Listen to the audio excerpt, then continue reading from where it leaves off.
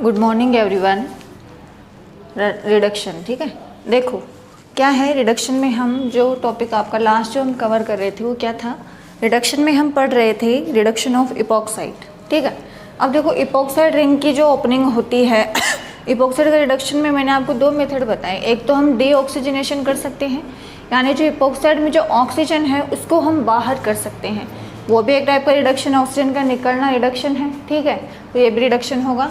या फिर आप क्या कर सकते हो कि जो इपॉक्साइड रिंग है उसका रिडक्टिव क्लीवेज, यानी उसका रिडक्शन के थ्रू क्लीवेज करते हुए आप अल्कोहल जनरेट कर सकते हो, ठीक है। तो ये दोनों मेथड हम कवर करने वाले थे। फर्स्ट मैंने आपको बताया था डीऑक्सीजनेशन ऑफ इपॉक्साइड रिंग। तो डीऑक्सीजनेशन जब आप करोगे, सबसे पहले आपके पास जो भी इपॉक्साइड है आप उसको देखो कि वो सिस है या ट्रांस है, देख के आपको आइडिया लग जाएगा आराम से, ठीक है। अब जब आप उसका रिंग ओपनिंग करोगे, डीऑक्सीजनेशन करोगे, तो मैंने आपको कहा था कि हम जनरली फॉस्फोरस के कंपाउंड्स इस रिएक्शन के लिए यूज़ करते हैं। फॉस्फोरस के क्यों यूज़ करते हैं? क्योंकि फॉस्फोरस की ऑक्सीजन के साथ जो एफिनिटी है वो बहुत अच्छी होती है, वो उसके साथ इजीली बॉन्डिंग कर लेता है, ठीक है। तो आप चाहे PPS2Li ले लो, ठीक है, या फिर आप PPS3, कोई भी आप फॉस्फोरस से रिलेवेंट कोई भी कंपाउंड आपने ले लिया, ठीक है।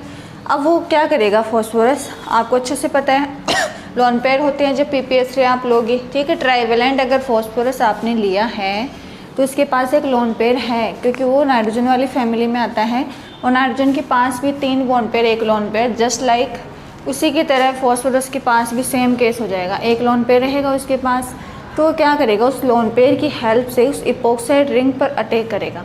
अब इपॉक्साइड रिंग को आपको बहुत ही ध्यान से देखना है, क्योंकि जो आने वाला न्यूक्लियोफाइल है वो इपॉक्साइड रिंग के ऑपोजिट डायरेक्शन से आएगा, ठीक है, ऑपोजिट डायरेक्शन से आएगा। तो मैं क्या कह सकती हूँ कि जो इपॉक्साइड रिंग ओपनिंग के बाद जो मेरे पास स्ट्रक्चर आएगी कुछ ऐसे होगा ना इपॉक्साइड, जिस मालूम मैंने अटैक करवा दिया, ये C2H5 ले लिया कि एक तरफ बल्कि ग्रुप है एक तरफ स्मॉलर है, तो आपको अच्छे से पता है कि जो रिंग ओपनिंग है वो स्मॉलर ग्रुप की तरफ से करवानी होती है। तो स्मॉलर ग्रुप ये वाला है तो रिंग ओपनिंग इधर से हो जाएगा, ठीक है, करवा दिया रिंग ओपनिंग। अब क्या होगा, ध्यान से देखो, जैसे ही रिंग ओपनिंग होगी आपको अच्छे से पता है कि आने वाला न्यूक्लियोफाइल और ऑक्सीजन एक दूसरे के अपोजिट साइड में है। तो जब आप बनाओगे इसे इस तरह से ये O- और ये PPH3, इस तरह से आप इसको बनाते हो, ठीक है। फिर मैंने आपको ये कहा था कि जब मुझे ऑक्सीजन और फॉस्फोरस में बॉन्डिंग करनी है, जस्ट लाइक विटिंग रिएक्शन, आपने विटिंग रिएक्शन में लास्ट ईयर पढ़ा होगा कि ऑक्सीजन और फॉस्फोरस का दोनों का सेम प्लेन में होना बहुत ज़रूरी है, इसलिए हमें इस बॉन्ड में रोटेशन हमेशा करना ही पड़ेगा, चाहे ये इपॉक्साइड सिस हो या फिर ट्रांस हो, क्योंकि आने वाला न्यूक्लियोफाइल हमेशा इपॉक्साइड के रिवर्स डायरेक्शन से आएगा, और जब रिवर्स डायरेक्शन से आएगा तो दोनों हमेशा अपोजिट डायरेक्शन में ही जाएंगे। तो हमें उन्हें प्लेन में लाने के लिए हमेशा रोटेशन करना पड़ेगा, चाहे आप सिस इपॉक्साइड ले लो या फिर ट्रांस ले लो, ठीक है। तो अगर आप सिस लोगे तो आपको ट्रांस एल्कीन मिलती है, अगर आप सिस लेते हो तो ट्रांस, और ट्रांस लेते हो तो सिस एल्कीन आपको यहाँ प्रोडक्ट में मिलती है। बहुत ही ज़्यादा इम्पोर्टेंट रिएक्शन है, ठीक है। तो मैं क्या कह सकती हूँ कि अगर इपॉक्साइड मेरे पास ट्रांस है, अगर ट्रांस इपॉक्साइड मैंने लिया तो मेरे पास एल्कीन कौन सी आएगी, जेड एल्कीन, जिसे हम सिस एल्कीन भी बोलते हैं, ओके। ये सब चीज़ें मैंने डिस्कस की थी। अब देखो भाई आपके पास रिएक्शन कुछ इस तरह से भी हो सकती है, जरूरी थोड़ी आपको इपॉक्साइड बना बनाया दे दे, आपको बनाना भी आता है। मान लो आपको ऐसे दे दिया, ये कोई एल्कीन दे दी, इसके साथ आपको दे दिया MCpBA। अब MCpBA का फंक्शन हम बहुत ही अच्छे से जानते हैं, क्योंकि हमने ऑक्सीडेशन पढ़ लिया है, उसमें ये चीज़ मैंने आपको कही थी कि MCpBA एक पर एसिड होता है, जिसके फुल फॉर्म आपको अच्छे से पता है, मेटा क्लोरो पर बेंजोइक एसिड, कुछ इस तरह से था, जिसको मैंने कहा था कि ये ज़्यादा मोस्टली हम इसी पर एसिड को यूज़ क्यों करते हैं, क्योंकि यहाँ जब हमने देखो हमने रिएक्शंस पढ़ी है यार, बहुत रिएक्शन हमने पर एसिड की कर चुकी थी हम। उसमें हमने क्या देखा था, ये जो पर एसिड होता है, ठीक है, उसकी तो हमें क्या बढ़ानी होती है, इलेक्ट्रॉन डेफिशिएंसी। पर एसिड जितना ज़्यादा डेफिशिएंट होगा, ऑक्सीजन एल्कीन के अंदर उतना ही ज़्यादा आसानी से जाके फिट होगा, क्योंकि एल्कीन है न्यूक्लियोफिलिक और पर एसिड का जो ऑक्सीजन है वो है इलेक्ट्रोफिलिक। तो अगर मुझे उस ऑक्सीजन को एल्कीन में इंसर्ट करना है तो मुझे एल्कीन की तो न्यूक्लियोफिलिसिटी बढ़ानी पड़ेगी और मुझे पर एसिड की इलेक्ट्रोफिलिसिटी बढ़ानी पड़ेगी। मतलब मैं चाहूँगी कि इसका ऑक्सीजन मोर डेफिशिएंट हो जाए, तो वो डेफिशिएंट तब होगा जब इसके साथ इलेक्ट्रॉन विड्रॉइंग ग्रुप हो। इसलिए हम ये वाला पर एसिड जनरली यूज़ करते हैं, क्योंकि यहाँ मेटा पर ये जो क्लोरीन होता है, क्योंकि हेलोजन का मेटा पे कोई रेजोनेंस इफेक्ट तो लगेगा नहीं, इसका यहाँ कौन सा इफेक्ट लगेगा, सिर्फ -I इफेक्ट यहाँ पर इसका लगेगा। और -I इफेक्ट की वजह से इसका जो ऑक्सीजन है वो मोर डेफिशिएंट हो जाएगा। इसलिए हम जनरली MCPB मेटा क्लोरो पर बेंजोइक एसिड एज अ पर एसिड हम यूज़ करते हैं, ठीक है ना। तो पर एसिड की रिएक्टिविटी आप कैसे डिफाइन करेंगे, समझ में आ रहा होगा। ऐसे अगर आपको एल्कीन का करना है तो एल्कीन की आपको न्यूक्लियोफिलिसिटी बढ़ानी है, मतलब आपको एल्कीन के साथ ऐसे ग्रुप अगर दे दिए जाए जो मोर इलेक्ट्रॉन रिच हो, जो इलेक्ट्रॉन डेंसिटी डोनेट करे, ठीक है, तो उस एल्कीन की न्यूक्लियोफिलिसिटी ज़्यादा होगी और रेट ऑफ रिएक्शन भी ज़्यादा होगी। सारी चीज़ें हम पढ़ चुके हैं इपॉक्सीडेशन में, ओके। अभी देखो, आपको ये रिएजेंट गिवन हो सकता है, फिर आपको A गिवन हो सकता है, देन आपको गिवन हो सकता है, आपको PPS3 गिवन हो सकता है, LiPPH2 गिवन हो सकता है, या PR3, कुछ भी आपको फॉस्फोरस का कंपाउंड गिवन हो सकता है। देन आपको देगा कंपाउंड B, ठीक है। तो आपको इस रिएक्शन में आई डोंट थिंक कोई भी प्रॉब्लम आने वाली है। आपको बहुत ही अच्छे से ये चीज़ पता है कि जब पर एसिड की रिएक्शन एल्कीन से होती है, जब मैंने आपको ऑक्सीडेशन करवाया था, इपॉक्सीडेशन ऑफ एल्कीन, वहाँ मैंने ये कहा था कि जो पर एसिड है वो एल्कीन के साथ एक कंसर्टेड स्टेप देता है बटरफ्लाई शेप इंटरमीडिएट इसमें बनाया था ना, ठीक है।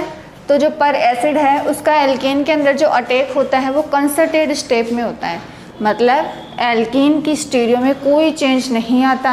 अगर सिस एल्कीन है तो वो सिस ही रहती है, ट्रांस एल्कीन है तो वो ट्रांस ही रहती है। स्टीरियो स्पेसिफिक थी ना ये वाली रिएक्शन पर एसिड वाली। पढ़ना, ऑक्सीडेशन को कंटिन्यू रखो, पढ़ते चलो, ठीक है। देखो जब मैं इसे बनाऊंगी तो मैं ऐसे बनाऊंगी, देखो ये दोनों मिथाइल है। सबसे पहले मैं MCPB लूँगी,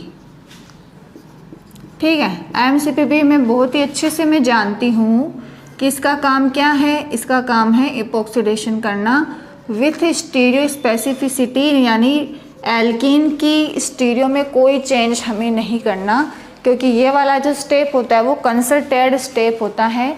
आपको मैकेनिज्म अच्छे से बताया हुआ है, ओके, ठीक है। अब देखो, अब मुझे क्या करना है, अब तो सिंपल सा है। अब मुझे PPS3 का न्यूक्लियोफिलिक अटैक करवाना है, और PPS3 में बहुत ही अच्छे से चीज़ जानती हूँ कि इपॉक्साइड रिंग अगर ऊपर की तरफ है तो आने वाला न्यूक्लियोफाइल नीचे से आता है, अगर वेज पर इपॉक्साइड है तो डैश से आता है, ओके। सब चीज़ें हमें अच्छे से पता है। तो मैं कह दूँ दोनों तरफ इक्वली हिंडर्ड साइट है, तो ये कहीं से भी आ सकता है, दोनों तरफ आने की टेंडेंसी इक्वल है। मैंने माना इधर से आ रहा है, आपके पास ये चीज़ आएगी, देखो H MEH, और ये आपका PPS3, फॉस्फोरस ने इलेक्ट्रॉन दे दिए ना, चार्ज क्या आएगा यहाँ, पॉजिटिव। अब इस पॉजिटिव और नेगेटिव में मुझे बॉन्ड बनाना है। भाई ऑक्सीजन ऊपर है, फॉस्फोरस नीचे, बॉन्ड कब बनेगा, जब दोनों या तो ऊपर रहे या दोनों नीचे रहे, यानी मुझे बॉन्ड में रोटेशन करना ही पड़ेगा। मैंने माना, मैंने इस तरह से रोटेट किया, ओके। आप चाहे इसको घुमा दो, उसको घुमा दो, कोई प्रॉब्लम नहीं होने वाली है। आपको बस इन्हें सेम प्लेन में लेके आना है। तो मैं कुछ ऐसे कर देती हूँ, ये मिथाइल और ये H। मैं मान लो कि इस बॉन्ड में रोटेशन कर रही हूँ, इस बॉन्ड में, ठीक है, ऐसे मैं इसको घुमा रही हूँ, तो ये ऑक्सीजन नीचे आएगा, ठीक है। अब देखो आप जब इस बॉन्ड को ऐसे घुमाओगे, ऑक्सीजन नीचे आ रहा है, जो मिथाइल सामने है वो मिथाइल पीछे जा रहा है। ध्यान से देखो, जब ये ऑक्सीजन नीचे की तरफ आएगा, ये ऑक्सीजन है और ये मिथाइल है, ओके। मुझे इस ऑक्सीजन को घुमा के नीचे लेके आना है, ये लो घुमाओ, मिथाइल पीछे जा रहा है ना, ओके। तो देखो जब आप स्टीरियो बनाओगे तो ऐसे बनाओगे, यहाँ H और यहाँ मिथाइल, ठीक है। अब क्या करना है, अब तो बस ये ऑक्सीजन यहाँ अटैक करेगा, करवा दो, क्या स्पीशीज आ जाएगी, मिथाइल H, मिथाइल H, ये आपका PPS3, ये ऑक्सीजन। अब आपका जो फॉस्फोरस है वो न्यूट्रल है, क्योंकि 5 बॉन्ड वो आसानी से बना लेता है due to presence of vacant d orbital, okay. 5 bond बन गए। अब वैकेंट d ऑर्बिटल होने की वजह से यहाँ से वापस से इलेक्ट्रॉन लेगा, जब ये इलेक्ट्रॉन लेगा यहाँ पॉजिटिव आएगा तो यहाँ से भागेगा और ये अपने इलेक्ट्रॉन इधर दे देगा, आपके पास एल्कीन आ जाएगी। और एल्कीन भी कैसी आएगी जी, एल्कीन आपके पास आएगी, इसे आप सिस कहोगे या फिर ट्रांस ई कहोगे या जेड। तो ये ट्रांस एल्कीन है जिसे ई एल्कीन कहा जाता है। ई जेड सिस्टम में इस एल्कीन को आप ई एल्कीन बोलते हो, सिस को आप जेड बोलते हो और ट्रांस को आप ई बोलते हो। समझ गए होंगे ना। तो इस टाइप के भी आपको क्वेश्चन गिवन हो सकते हैं किसी कॉम्पिटिटिव एग्ज़ाम में। आपके एग्ज़ाम में आपको इस तरह से कोई नहीं पूछेगा, आपके एग्ज़ाम में डायरेक्ट क्वेश्चन आता है लाइक ऑक्सीडेशन या रिडक्शन ऑफ इपॉक्साइड्स, ओके, ऐसे कुछ करके आ जाएगा। आप आराम से सेलेक्टिव मटेरियल लिख के आ सकते हो जैसे आपको अच्छा लगे, ठीक है। चलो ये बात थी डीऑक्सीजनेशन ऑफ इपॉक्साइड, ठीक है। ऑक्सीजन का रिमूवल हो रहा है ना, तो ऑक्सीजन का निकलना भी रिडक्शन है। तो मैं कह सकती हूँ ना कि ये इपॉक्साइड का क्या हुआ है, यहाँ रिडक्शन हुआ है, ठीक है। अब देखो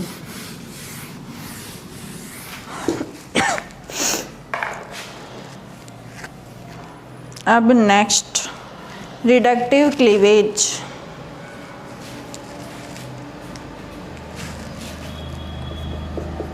फर्स्ट हो गया है ना, सेकंड है reductive cleavage of epoxide ring. Epoxide ring का रिडक्टिव क्लीवेज। अब रिडक्टिव क्लीवेज क्या है, कोई रिड्यूसिंग एजेंट लेंगे, उसके प्रेजेंस में इपॉक्साइड रिंग को हम क्लीव करेंगे, डिवाइड करेंगे, तोड़ देंगे, ठीक है। क्लीवेज इसका हो जाएगा, ओके। तो देखो ध्यान से देखना, हमें क्या करना है। देखो सबसे पहले आपको एक चीज़ पता होनी चाहिए कि इपॉक्साइड रिंग का एक केस क्या होता है। अगर आपके पास एक सिंपल इपॉक्साइड है जस्ट लाइक दिस, ऐसे कोई आपके पास इपॉक्साइड है, यहाँ एथिल है, यहाँ मेथिल है, तो आप सिंपल कंसेप्ट लगाते हो, लेसेंडर साइड से अटैक करवाना है, ओके, करवा दो, यहाँ से आप अटैक कर दोगे, इस तरह से होगा। लेकिन जब इस ऑक्सीजन को आप इसकी रिएक्शन किसी से करवा देते हो, किसी ऐसे स्पीशीज से जो इलेक्ट्रॉन एक्सेप्टर हो, किसी को अगर इलेक्ट्रॉन चाहिए तो कहाँ से लेगा, ऑक्सीजन देने वाला है तो उससे ले लेगा ना। तो मैं ये चीज़ आपको कहना चाह रही हूँ कि अगर मैंने कोई लुईस एसिड ले लिया, Lewis acid electron pair acceptor होते हैं, यहाँ आ जाएगा, जब यहाँ आ जाएगा यहाँ पॉजिटिव आ जाएगा, ओके। या फिर मैं ले लूँ LiAlH4, क्योंकि इसमें जो लिथियम है वो मुझे अच्छे से पता है आयनिक फॉर्म में प्रेजेंट होता है और एल्यूमिनियम से ज़्यादा न्यूक्लियोफिलिक साइट ऑक्सीजन की होती है। तो जब इसे ऑक्सीजन की न्यूक्लियोफिलिक साइट मिलेगी तो नॉर्मल सी चीज़ है कि ये एल्यूमिनियम को छोड़ के उस ऑक्सीजन के पास जाना ज़्यादा प्रीफर्ड करेगा, ठीक है। मतलब यहाँ जब लिथियम आएगा तो इसका विड्रॉइंग पावर बढ़ाएगा ना। तो अगर आपके पास ऐसी चीज़ें हो, देखो और भी चीज़ें हो सकती है, एसिडिक मीडियम भी हो सकता है।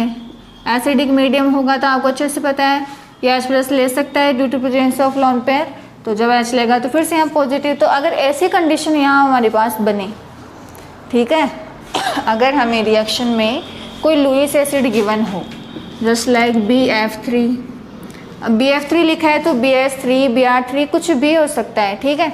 AlCl3 AlR3 कुछ भी हो सकता है, ओके। ZnCl2 ये सब जो है लुईस एसिड है, ओके। तो आपको अगर इनमें से कुछ भी अगर मीडियम में गिवन है, इपॉक्साइड का केस हो और इनमें से आपको कुछ भी अगर रिएक्शन में गिवन हो, लाइक एसिडिक मीडियम गिवन हो, लुईस एसिड गिवन हो, लिथियम एल्यूमिनियम हाइड्राइड गिवन हो, तो आपको ये चीज़ अच्छे से समझ जानी है कि यहाँ ऑक्सीजन पर पॉजिटिव आने वाला है, क्योंकि ये सभी लोन पेयर एक्सेप्टर है, इन सबको लोन पेयर चाहिए होता है, जिसकी वजह से इस ऑक्सीजन पे चार्ज किया जाता है भाई पॉजिटिव। और इस केस में जब कोई न्यूक्लियोफाइल आता है तो रिंग ओपनिंग वहाँ से होती है जहाँ जब बॉन्ड टूटे तो स्टेबल कार्बोकेटाइन बने, ओके। अगर मैं ये वाला बॉन्ड तोड़ती हूँ, ये वाला कार्बोकेटाइन बनेगा।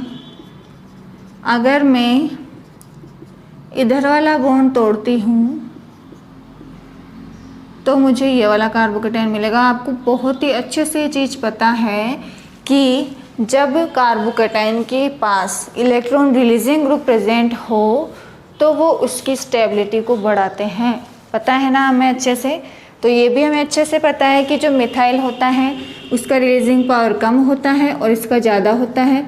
जितना ज़्यादा रिलीजिंग पावर होगा कार्बोकेटाइन उतना ही ज़्यादा स्टेबल होगा, और हमें तो स्टेबिलिटी ही चाहिए ना, समझ रहे हो ये चीज़। तो इस केस में आपको अटैक न्यूक्लियोफाइल का जब करवाते हो तो आप लेस हिंडर्ड साइड से नहीं करवाते, आप उस साइड से करवाते हो जहाँ स्टेबल कार्बोकेटाइन बने।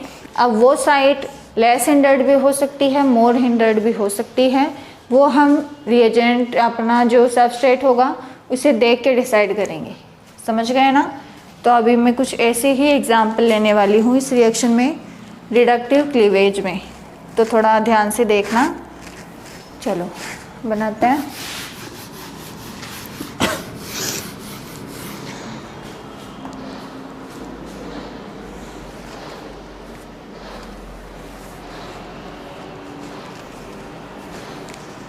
देखिए मेरे पास ये है C6H5CH2CH और इपॉक्साइड। मुझे दिया गया है lithium aluminium hydride with hydrolysis, product मुझे पूछा गया है, ठीक है। अब क्या करना है ध्यान से देखो, कुछ भी नहीं है, क्या करेंगे देखो, मैकेनिज्म देखो इसका। सबसे पहले जो भी आपका इपॉक्साइड है उसे बना लो, ये गिवन है, ठीक है। अब रिएजेंट हमें क्या गिवन है, लिथियम एल्यूमिनियम हाइड्राइड, जिसमें हमारे पास लिथियम प्रेजेंट और लिथियम एक ऐसा आप कह सकते हो, ये ऐसे साइड पे जाना प्रेफर करता है जो मोर न्यूक्लियोफिलिक हो, ठीक है। तो मोर न्यूक्लियोफिलिक हमें अच्छे से पता है ऑक्सीजन होता है एल्यूमिनियम से, तो ये यहाँ आके इसके पास प्रेजेंट रहेगा। देखो किस तरह से CH2 CH CH2 जैसे ही लिथियम आएगा क्या होगा, पॉजिटिव एनवायरनमेंट फील करेगा ऑक्सीजन, ठीक है। आप चाहे तो इसका बॉन्ड भी बना सकते हो लिथियम के साथ, और नहीं भी बनाओगे तो कोई प्रॉब्लम नहीं है।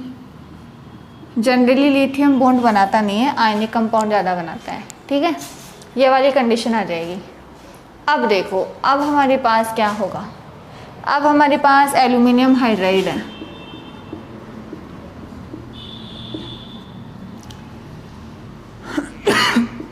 ये चीज़ है। इस हाइड्राइड का H- का मुझे क्या करना है, ट्रांसफ़र। तो अब इसका ट्रांसफ़र मैं कहाँ से करूँ, अब बस आपको ये चीज़ देखनी है कि स्टेबल कार्बोकेटाइन कहाँ है, वहाँ से आपको अटैक करवाना है। तो स्टेबल कार्बोकेटाइन देखिए इधर वाला बनेगा क्या, अगर ये वाला मैं तोड़ूंगी तो 1 डिग्री बनेगा, ये वाला तोड़ूंगी तो 2 डिग्री बनेगा। ऑब्वियस है 2 degrees more stable then 1 degree. तो मैं इस हाइड्राइड का जो ट्रांसफ़र है वो इस कार्बन पे कर दूंगी। देखो यहाँ सिर्फ आपको बनने वाले कार्बोकेटाइन की स्टेबिलिटी को चेक करना है। ये CH2 O माइनस, इस O माइनस के साथ ये Al3 आ जाने वाला है, ये नेगेटिव, और ये लिथियम यहाँ पर प्रेजेंट है। समझ गए ना। अब क्या होगा, अब क्या करेंगे, अब ध्यान से देखो। अब आप इसका करोगे हाइड्रोलाइसिस, ये वाला बॉन्ड टूटेगा और आपको ये चीज़ मिल जाएगी CH2CH2OH। ये है अल्कोहल जो इपॉक्साइड के रिडक्टिव क्लीवेज से बना है। ठीक है, इसी वे में आप जाएंगे। ठीक है, लेकिन हमें जो प्रोडक्ट बना है उसकी स्टेबिलिटी को देखना है। जो अल्कोहल बना है उसे आप देखो, क्या वो स्टेबल है या फिर स्टेबल नहीं है। तो आप जब अल्कोहल की स्टेबिलिटी की बात करते हो तो आप ये चीज़ बोलते हो कि मोर सब्स्टिट्यूटेड जो अल्कोहल है वो ज़्यादा स्टेबल होते हैं as compare to less substituted alcohol. ठीक है, ध्यान से सुनो, हमें प्रोडक्ट की स्टेबिलिटी भी तो चाहिए। ठीक है, तो जो लिथियम एल्युमिनियम हाइड्राइड है उस केस में जब आप रिडक्टिव क्लीवेज करते हो इपॉक्साइड का, तो जो रिंग ओपनिंग है वो होनी तो चाहिए थी वहाँ से जहाँ स्टेबल कार्बोकैटायन बने, लेकिन होती वहाँ से है जहाँ आपको स्टेबल प्रोडक्ट मिले, यानी कि लेस हिंडर्ड साइड से आपको हमेशा अटैक करवाना है। तो अगर हम इस पाथ से जाएंगे तो ये पाथ यहाँ फेवरेबल नहीं है, क्योंकि जो प्रोडक्ट है वो स्टेबल नहीं है। इससे ज़्यादा स्टेबल प्रोडक्ट हम तब बना सकते हैं जब हमारा जो न्यूक्लियोफाइल है वो लेस हिंडर्ड साइड से अटैक करे। समझ रहे हो ना। अगर यही अटैक इधर से होता, देखो अगर यही अटैक इधर से होता तो क्या बनता, यहाँ H आ जाता। ठीक है, और यहाँ जाता OAlH3 नेगेटिव लिथियम प्लस, ये सारी चीज़ें होती हैं ना, CH3 और ये OH। तो मैं आपको ये चीज़ बताना चाह रही हूँ कि more substituted alcohol is more favourable as compare to less substituted alcohol. तो मुझे प्रोडक्ट की स्टेबिलिटी से मतलब है ना। तो प्रोडक्ट की स्टेबिलिटी कब होगी, जब जो न्यूक्लियोफाइल है वो लेस हिंडर साइड से अटैक करेगा। इसलिए यहाँ पर जो अटैक है लेस हिंडर साइड से होता है, और जो हमें प्रोडक्ट मिलता है वो मोर सब्स्टिट्यूटेड अल्कोहल मिलता है। ये इम्पोर्टेंट है क्योंकि नॉर्मल कंसेप्ट से थोड़ा डिफरेंट है। नॉर्मल कंसेप्ट में जब ऑक्सीजन पॉजिटिव एनवायरनमेंट फील करता है तो हम स्टेबल कार्बोकैटायन बनाते हुए प्रोडक्ट की तरफ जाते हैं, लेकिन यहाँ ऐसा नहीं हुआ क्योंकि हमें स्टेबल प्रोडक्ट बनाना है। तो स्टेबल प्रोडक्ट तब बनेगा जब हम ring opening less hinder side से करेंगे। तो इसमें हमेशा अटैक लेस हिंडर साइड से होगा, AlH4 से। तो मैं ये बोल सकती हूँ क्या कि ये रिएक्शन रेजियो सेलेक्टिव है। इपॉक्साइड का जो रिडक्टिव क्लीवेज है, अल्कोहल फॉर्मेशन जब मैं करती हूँ रिडक्टिव क्लीवेज के बाद, तो मैं इस रिएक्शन को रेजियो सेलेक्टिव बोल सकती हूँ क्योंकि इसका रेजियो फिक्स है। न्यूक्लियोफाइल का अटैक हमेशा लेस हिंडर साइड से ही करवाना है, इसलिए इस रिएक्शन को हम क्या कह देंगे, रेजियो सेलेक्टिव। समझ रहे हो ना।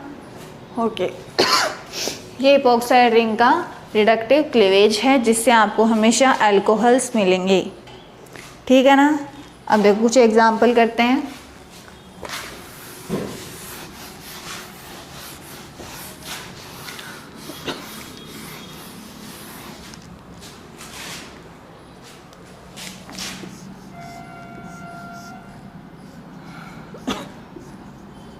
ये है, ठीक है, स्टीरियो बना दो। स्टीरियो मैं ऐसे बना देती हूँ कि ये जो इपॉक्साइड है वो वेज पर है।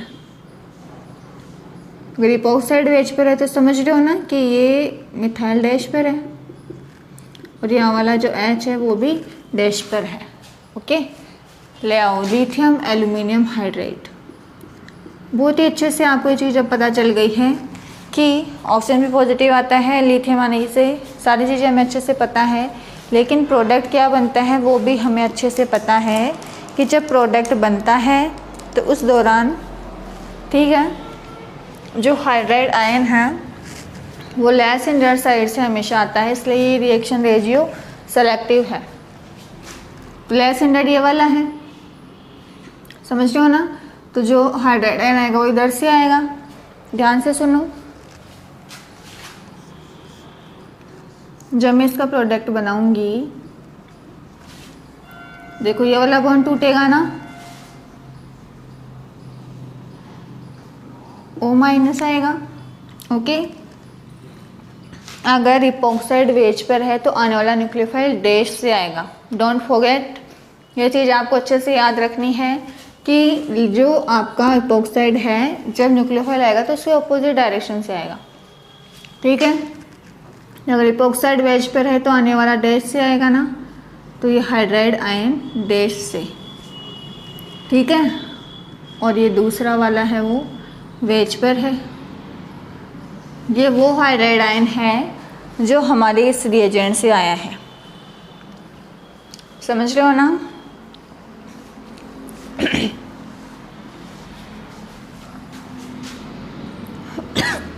हाइड्रोलाइसिस वगैरह सारा वर्कअप वगैरह करवाने के बाद ये प्रोडक्ट मिलेगा। इपॉक्साइड रिंग लेस इंडर साइड से ओपन होगी, यहाँ एच आ जाएगा, यहाँ OH। सिंपल प्रोडक्ट बनाना था, बना दिया। देखो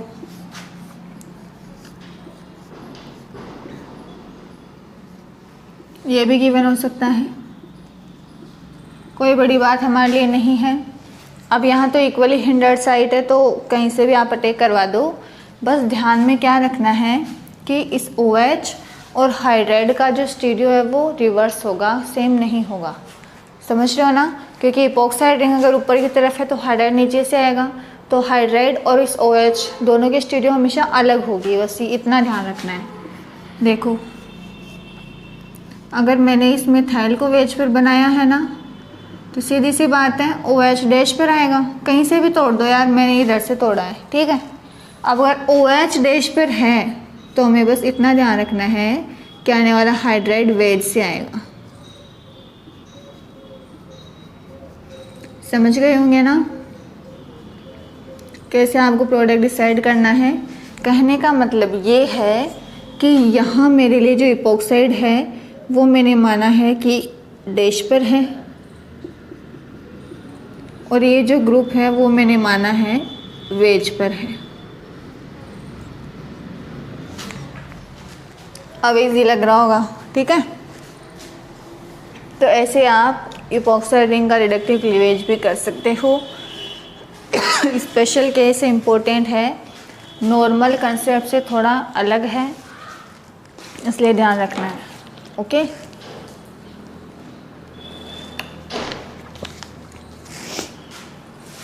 चलो आगे का देखते हैं। इपॉक्साइड रिंग का रिडक्शन हमने कंप्लीट कर लिया है। ठीक है, अब है reduction of nitro. Epoxide ring का कंप्लीट है, दो ही थी, दोनों कंप्लीट है।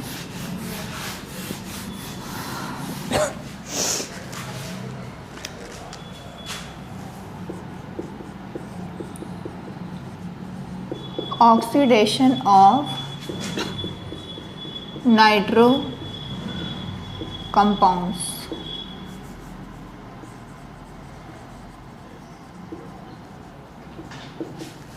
नाइट्रो कंपाउंड्स का हमें अब रिडक्शन करना है।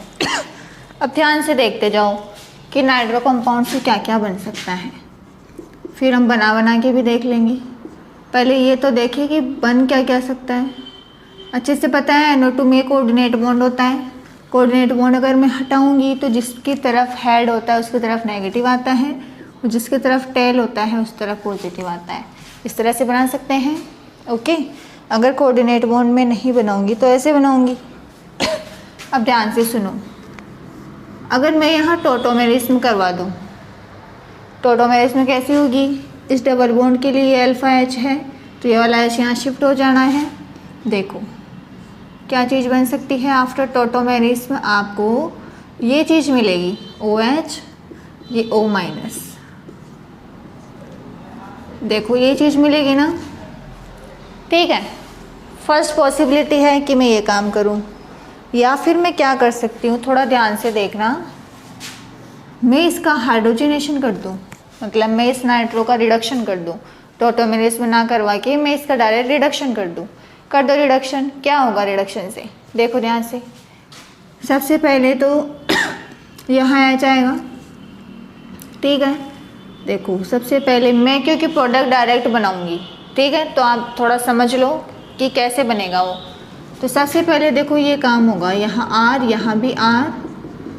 सबसे पहले इसने अपना पॉजिटिव न्यूट्रल किया है, देन दोनों H जो है वो यहाँ आके जुड़ जाते हैं, H2 है ना, H आ गए। अब आपको अच्छे से पता है यहाँ से H2 निकल जाता है और आपको नाइट्रोसो कंपाउंड मिलते हैं। कहने का मतलब ये है कि जब मैं हाइड्रोजनेशन यहाँ करवाती हूँ तो मुझे ये नाइट्रोसो कंपाउंड मिलेगा। समझ रहे हो कैसे मिलता है, थोड़ा सा बताया है मैंने, ठीक है। चलो अब अगर मैं फर्दर रिडक्शन कर दूँ, ठीक है, ध्यान से देखना। अगर मैं इसका रिडक्शन कर दूँ, अगर मैं इसका रिडक्शन कर दूँ तो मुझे क्या प्रोडक्ट यहाँ पर मिलने वाला है, ध्यान से देखना जी। क्या होगा, सबसे पहले तो ये अपना पॉजिटिव कैसे हटाएगा, सॉरी, देखो हमें क्या करना है, हमें इसका हाइड्रोजनेशन करना है, ठीक है। तो जब मैं इसका हाइड्रोजनेशन करूँगी तो मुझे क्या मिलेगा भाई, मुझे मिलेगा ऑक्सीम।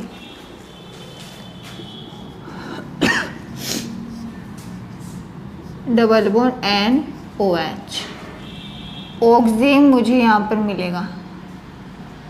इसको इधर बनाना चाहिए था,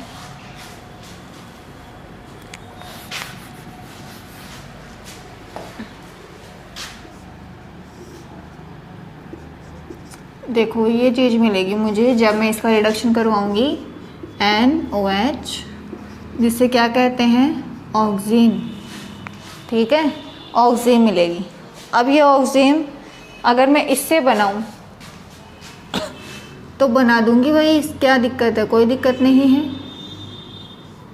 टोटोमेरिस में मुझे यहाँ करवाना पड़ेगा, इस H को यहाँ अगर मैं शिफ्ट कर दूँ ऐसे बन जाएगा ना ऑक्सीम, ठीक है। तो मैं फर्स्ट काम ये कर सकती हूँ कि मैं इसका क्या करूँ, टोटोमराइजेशन और ये बना के फिर हाइड्रोजनेशन करूँ, या मैं इसका हाइड्रोजनेशन करके टोटोमराइजेशन में करवा दूँ। एक ही बात है भाई, आप पहले इसका टोटोमराइजेशन करके फिर रिडक्शन कर दो, या पहले रिडक्शन करके टोटोमराइजेशन कर दो, स्टेप सेम है तो सीधी सी बात है आपको प्रोडक्ट भी सेम ही मिलने वाला है, ठीक है, ओके। नेक्स्ट देखो, अगर इस नाइट्रोसो कंपाउंड का मैं रिडक्शन कर दूं, अगर मैं इसी का रिडक्शन कर दूं ये लो H2, तो क्या होगा, जहाँ डबल बॉन्ड है वहाँ 2 H आ जाएंगे, ये काम होगा। देखो R R, देखो भाई ध्यान से देखो, ये चीज़ मिलेगी क्या भाई, रिडक्शन सिंपल सी बात है, जहाँ डबल बॉन्ड है वहाँ H आ जाना है। ये क्या बन गई, हाइड्रोक्सिल एमीन, ये क्या था, nitroso compound, hydroxyl amine, oxime, nitroso compound, इतनी चीज़ें तो बन गई। अब क्या मैं इससे ये बना सकती हूँ, आप कहोगे मैम बिल्कुल हम इससे ये बना सकते हैं। अगर हम इसका रिडक्शन कर दें तो यहाँ H यहाँ H, यही बन जाएगा, समझ रहे हो ना। तो आप ऑक्सीम से भी हाइड्रोक्सिल एमीन बना सकते हो और नाइट्रोसो कंपाउंड से भी हाइड्रोक्सिल एमीन बना सकते हो। अब अगर इस हाइड्रोक्सिल एमीन का मैं रिडक्शन कर दूँ तो क्या होगा, आपको अच्छे से पता है, ये इस बॉन्ड की पोलैरिटी ये वाला बॉन्ड टूटेगा, क्योंकि ये H लेके H2 एक न्यूट्रल कंपाउंड है जो इजीली यहाँ से बाहर हो जाएगा, न्यूट्रल मॉलिक्यूल है ना, ठीक है। और यहाँ एक और H जब आ जाएगा तो हमें क्या मिल जाएगा, देखो ध्यान से देखो, एमीन एक और H आ जाएगा ना नाइट्रोजन के पास, और एमीन कौन सा है, 1 डिग्री एमीन। ध्यान रखना, अमोनिया की H को रिप्लेस करने से बनती है एमीन, तो अगर एक H को रिप्लेस करेंगे तो वो 1 डिग्री होगी, इसलिए ये 1 डिग्री एमीन है जो 2 डिग्री कार्बन से जुड़ी हुई है, ठीक है। अब देखो भाई, अगर मैं इसका कर दूं, इसमें भी तो ये चीज़ हो सकती थी ना कि ये यहाँ से H2 बाहर हो जाए, और यहाँ एक H आ जाए।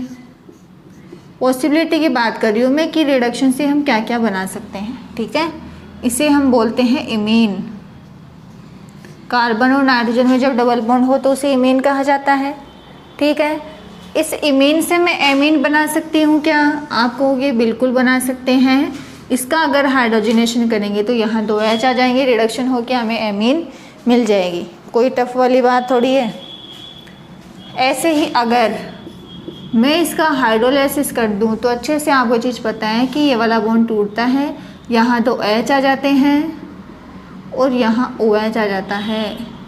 ये चीज़ होती है ना, तो एक कार्बन पे 2 OH, मतलब ये कार्बोनिल कंपाउंड बना लेता है, ठीक है। और बाहर क्या हो जाता है? Hydroxyl amine. समझ गए होंगे ना।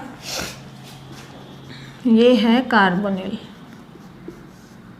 ये एक छोटा सा मैंने आपको एक्सप्लेनेशन दिया है कि नाइट्रो कंपाउंड्स के रिडक्शन से क्या क्या बनता है। नाइट्रो कंपाउंड के रिडक्शन से बनते हैं नाइट्रोसो कंपाउंड, इसी से बनती है hydroxyl amine, oxime, imine, carbonyl 1 degree amine. ये सारी चीज़ें हम नाइट्रो कंपाउंड के रिडक्शन से जनरेट कर सकते हैं, ठीक है। डिपेंड कर रहा है हम कौन सा रिएजेंट ले रहे हैं, कितनी अमाउंट में ले रहे हैं, लेकिन हमें ये पॉसिबिलिटी है प्रोडक्ट मिलने की, हम नाइट्रो कंपाउंड से इतनी चीज़ें बना सकते हैं। समझ रहे हो ना। तो नाइट्रो कंपाउंड का रिडक्शन बहुत इम्पोर्टेंट है, क्योंकि बहुत सारे फंक्शनल ग्रुप आप इसकी हेल्प से जनरेट कर सकते हो, ठीक है। चलो सबसे पहले हम क्या करते हैं, एलिफेटिक नाइट्रो कंपाउंड का रिडक्शन करते हैं। ये मिटा देते हैं, ठीक है। चलो अब अलग अलग कर करके देखेंगे कि किसके रिडक्शन से क्या बनता है, ठीक है। देखो सबसे पहले हम ले लेते हैं reduction of aliphatic nitro compounds. Aliphatic nitro compounds, aliphatic अच्छे से बताया, एरोमेटिक नहीं होगा, वो एलिफेटिक है, ठीक है। देखो क्या करना है, ध्यान से सुनेंगे आप। क्या करना है, मैं बात कर रही हूँ टर्शरी नाइट्रो कंपाउंड। जरूरी नहीं आप टर्शरी ही लो, पर टर्शरी अगर हो तो क्या हो, कोई बड़ी बात थोड़ी है, ठीक है।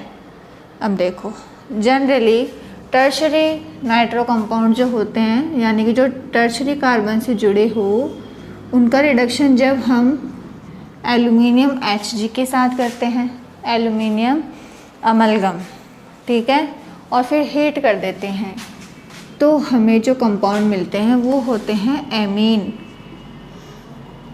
देखो मैंने कोई स्पेशल चीज़ नहीं की है, कोई भी मेटल अगर आपको गिवन हो तो देखते हैं, आपको बस आइडिया लगाना है, उसका काम सिर्फ इलेक्ट्रॉन देने का है और कुछ भी नहीं है, ठीक है।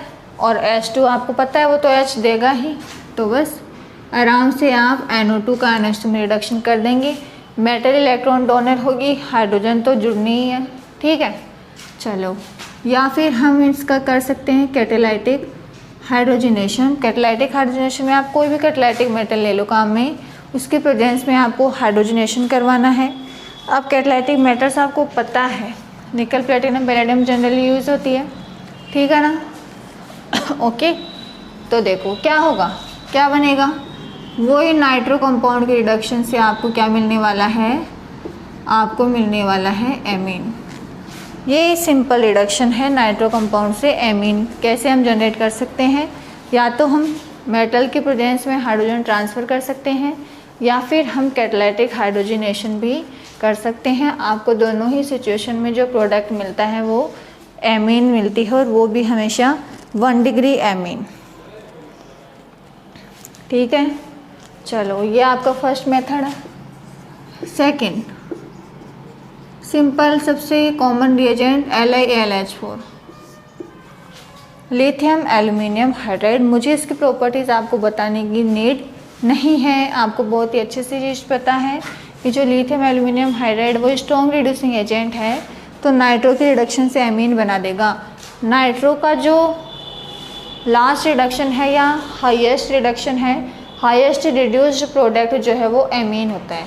देखा ना आपने, सबसे लास्ट में एमीन बना था, उसके पहले इंटरमीडिएट बने थे ऑक्सीम, नाइट्रोसो, ठीक है। तो जो कंप्लीट रिडक्शन होता है नाइट्रो का, उससे हमें एमीन मिलती है। तो जो LiAlH4 है वो एक स्ट्रॉन्ग रिड्यूसिंग एजेंट है, तो सोचने की ज़रूरत ही नहीं है। इस NO2 से ये क्या बनाएगा, ये बनाएगा एमीन, जो कंप्लीट रिडक्शन करेगा ना उसका, ठीक है। तो बस सीधा सीधा क्या बना देंगे आप,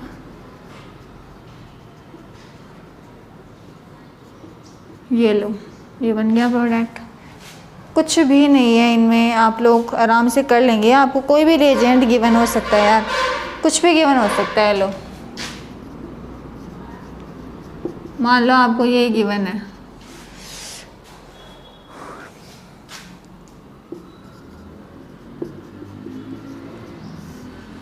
आपको रिएजेंट मान लो ये दे दिया, जिंक एसिटिक एसिड के प्रेजेंस में हाइड्रोजनेशन। तो क्या हो गया भाई, दे दिया तो कोई बड़ी बात थोड़ी है, करवा दो। ये इलेक्ट्रॉन ट्रांसफ़र करेगा, ये H ट्रांसफ़र करेगा, हो जाएगा रिडक्शन, कर लेंगे ना। देखो मैकेनिज्म हमें करने का कोई मतलब है ही नहीं, और अगर करनी भी होगी आपको तो आप लोग कर लेंगे, कोई बड़ी बात इनमें नहीं है, ठीक है। रिडक्शन के हम लास्ट पीक पॉइंट पे है अब। तो अभी भी आपको मैं बार बार इलेक्ट्रॉन ट्रांसफ़र, हाइड्रोजन ट्रांसफ़र कर करके फिर प्रोडक्ट बना के बताऊँ तो कोई मज़ेदारी वाली बात नहीं है, ठीक है। ओके, देखो, या फिर आपको ये भी गिवन हो सकता है,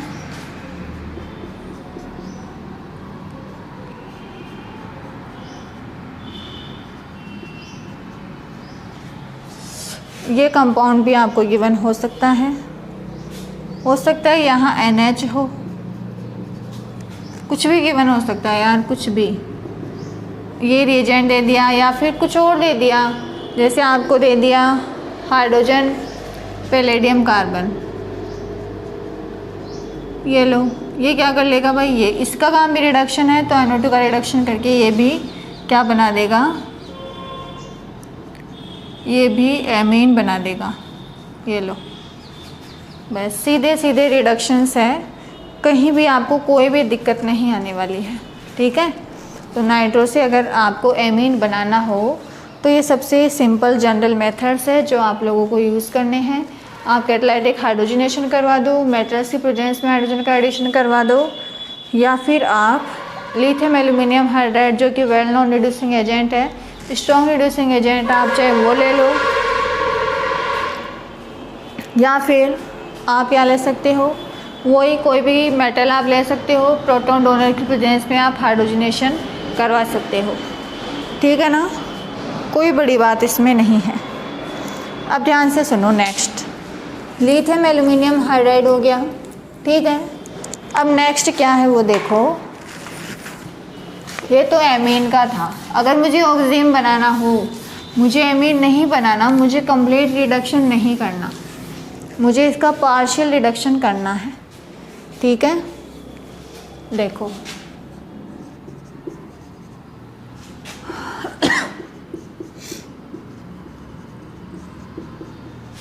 जस्ट थिंक, मेरे पास ये रिएजेंट है SnCl2HCl मुझे दिया गया है, जिसे आप स्टीफन रिडक्शन भी बोलते हो, ठीक है ना। जनरली नाइट्रस के लिए यूज़ किया जाता है, लेकिन आप नाइट्रो कंपाउंड्स के लिए भी इसका यूज़ कर सकते हो।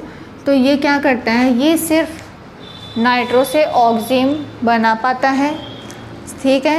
नाइट्रो से ऑक्सीजन बनाएगा, उसका आगे ये रिडक्शन नहीं करता है एमीन में, ठीक है, क्योंकि ये जो टिन होता है 1 इलेक्ट्रॉन ऑक्सीडेंट है, तो इसकी इतनी कैपेसिटी नहीं होती है कि इसका कंप्लीट रिडक्शन करके एमीन बना सके, ठीक है। तो देखो ये क्या करेगा, इस NO2 को भी कन्वर्ट कर देगा किस में, ऑक्सीजन में,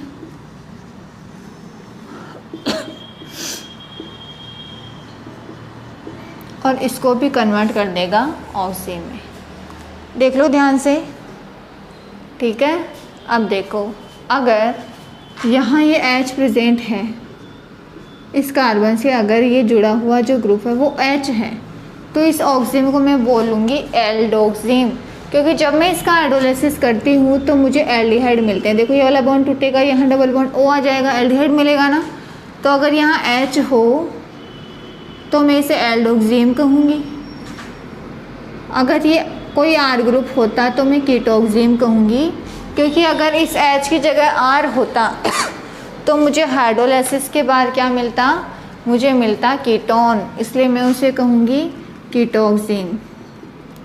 ठीक है ना। तो अभी यहाँ कीटोक्सिम में नहीं लिख सकती क्योंकि यहाँ मेरे पास हाइड्रोजन गिवन है। समझ गए होंगे ना कि जब हम नाइट्रो कंपाउंड का रिडक्शन टिन क्लोराइड और HCl के प्रेजेंस में करते हैं तो हमें ऑक्सिम मिलती है। वो ऑक्सिम एल्डोक्सिम भी हो सकती है और कीटोक्सिम भी हो सकती है, डिपेंड करता है कि हमारा रिएजेंट क्या है, हमारा सबस्ट्रेट क्या है। समझ गए होंगे क्या? ठीक है।